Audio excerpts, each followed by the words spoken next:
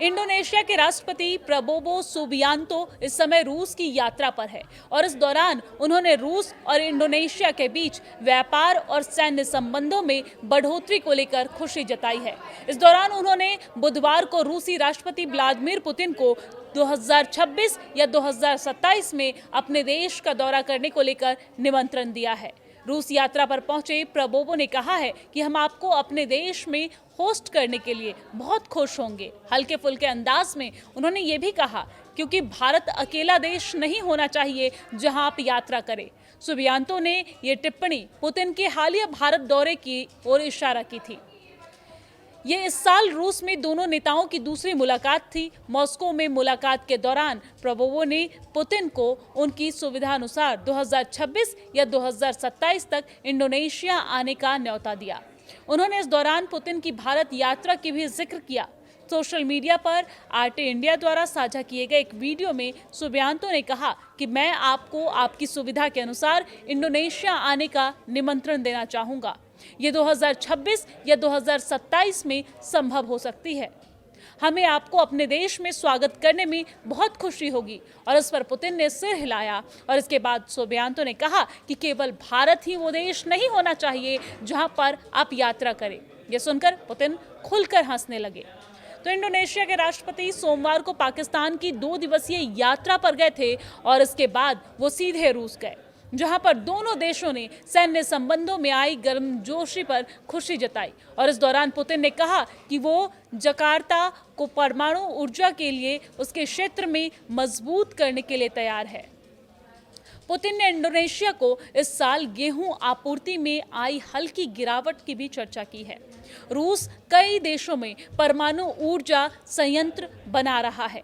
Putin ने कहा कि यदि आप हमारे विशेषज्ञों को शामिल करना संभव मानते हैं तो हम हमेशा आपकी सेवा में हाजिर हैं। इंडोनेशिया ने 2032 तक 500 मेगावाट क्षमता वाला पहला परमाणु संयंत्र बनाने का लक्ष्य रखा, जिसे अगले दशक में चालू करने की योजना है। वहीं कृषि क्षेत्र में पुतिन ने कहा है कि इंडोनेशिया का रूस के साथ थोड़ा सा व्यापार अधिशेष है और उन्होंने कहा कि मुझे लगता है कि आपके बाजार में गेहूं की आपूर्ति थोड़ी कम हुई है और ये भी आज हमारी चर्चा का हिस्सा होगा। पुतिन यूक्रेन युद्ध के बाद से अलग थलग किए गए रूस को दुनिया के बाकी देशों के साथ जोड़ने की कवायद में जुटे हुए हैं। हाल ही में भारत यात्रा के दौरान उन्होंने कई समझौतों पर हस्ताक्षर किए और उन्हें भारत यात्रा पर एक शानदार गार्ड ऑफ ऑनर दिया गया।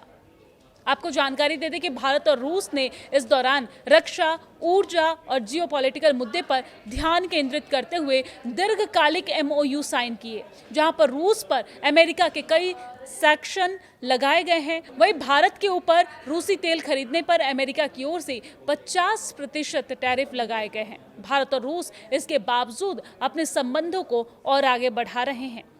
वहीं रूस अब दुनिया के चौथे सबसे अधिक आबादी वाले देश इंडोनेशिया के नेता के साथ संबंध मजबूत करने की कोशिश कर रहे हैं। प्रबोवो ने कहा कि इंडोनेशिया अपनी गैर गठबंधन यानी कि नॉन अलाइंड विदेश नीति को बरकरार रखेगा और रूस और अमेरिका सहित किसी भी देश में दोस्ती करना चाहता है। उन्होंने स्पष्ट किया है कि इंडोनेशिया किसी सैन्य गठबंधन में शामिल नहीं होगा। रूस ने यूक्रेन युद्ध पर इंडोनेशिया की संतुलित स्थिति की सराहना की है और रूस ने भारत के साथ समझौते को सहमति दे दी है।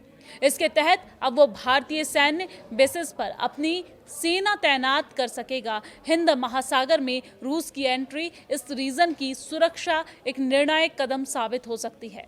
ऐसे में इंडोनेशियाई राष्ट्रपति की यात्रा इस समझौते के बैकड्रॉप में भी समझी जा सकती है।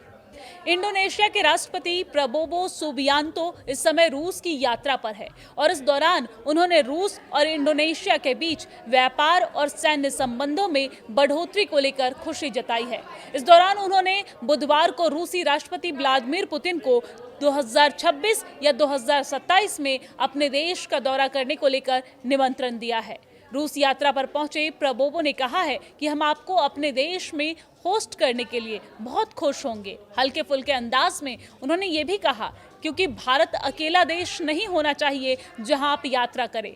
सुबियांतो ने ये टिप्पणी पुतिन के हालिया भारत दौरे की ओर इशारा की थी। ये इस साल रूस में दोनों नेताओं की दूसरी मुलाकात थी। मॉस्को में मुलाकात के दौरान प्रबोवो ने पुतिन को उनकी सुविधानुसार 2026 या 2027 तक इंडोनेशिया आने का न्योता दिया।